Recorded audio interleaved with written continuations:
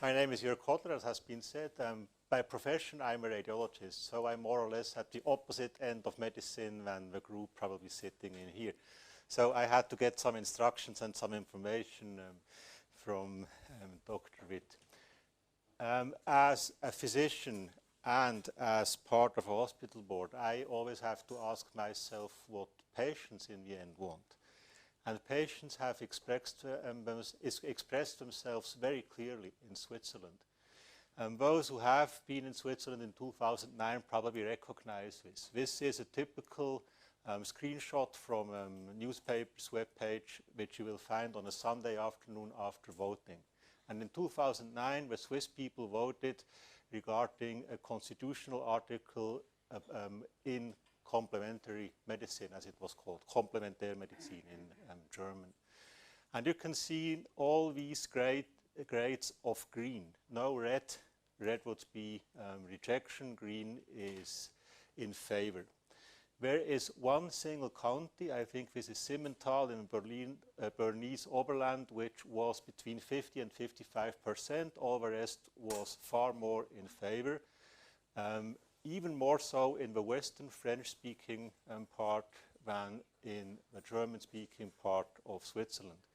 And being foreign to complementary medicine, I must admit I was astonished. But this was a very clear message to me. This is an important topic, and we have to address it.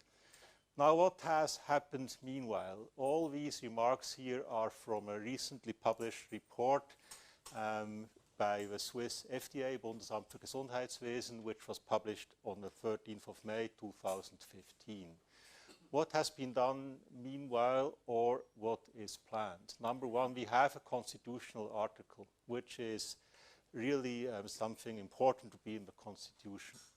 We also have several laws giving information about complementary medicine. One of them is procedures need to be effective, appropriate, and economical. So complementary medicine may have a more difficult task here than other types of medicine, but this is an important part, and this is where University Hospital and University of Zurich certainly come into the picture. I have translated that. I don't know if that's a very good translation. A Compulsory Healthcare Insurance Act. In Switzerland, everybody has to be insured by law, and complementary medicine is included in this act. So another sign of the importance of complementary medicine in Switzerland. The rest here is in part future, but near future. There should be easier market access for complementary medication, for instance. All the MDs and related professions need to be trained at universities. This is compulsory. Universities don't have a choice. And there are some federally regulated examinations, or there will be federally regulated examinations, like the Healers, Naturheiler have something like that already. And finally, all that has been in the basic coverage of our healthcare system will become permanent, and you see here the list which is included in these regulations. So complementary medicine or integrative medicine has become part of Swiss healthcare. Now, what is a specific responsibility of a university hospital as our own hospital?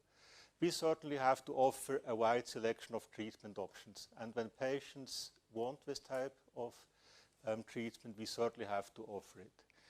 We are certainly responsible not simply to do everything. We have to provide rational care. So we have to provide data, we have to measure, we have to prove things, we have to look at long-term outcome and also economical viability. That's why it's so important to have an institute doing that and to having a professor doing that at our hospital.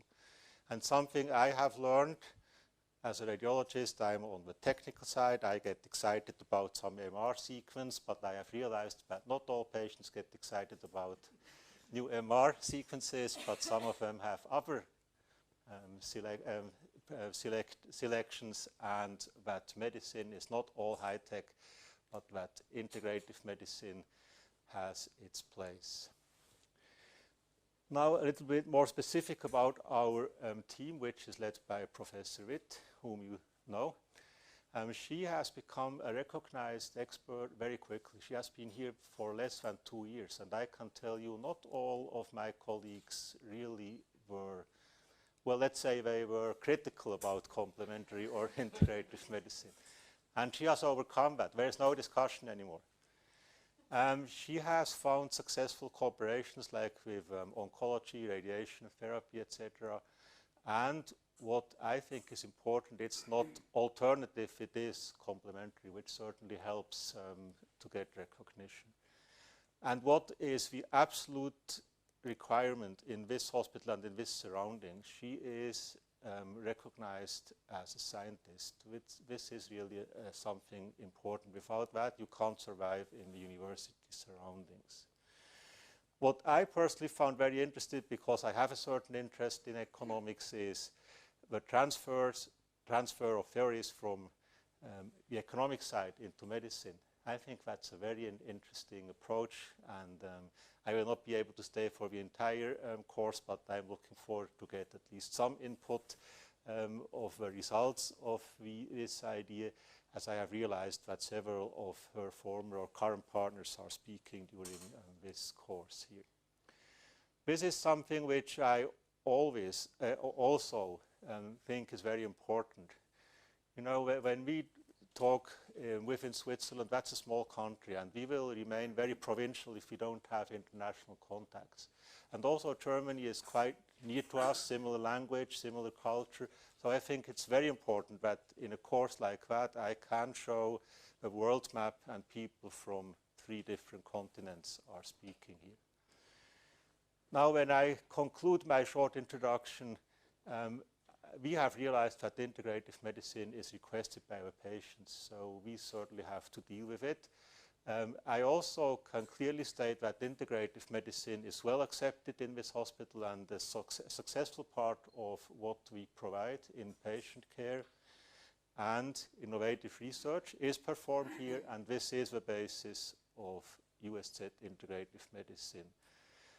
This is the end of my short introduction. I wish you a very interesting course, and I hand over to whom? To you. Thank you.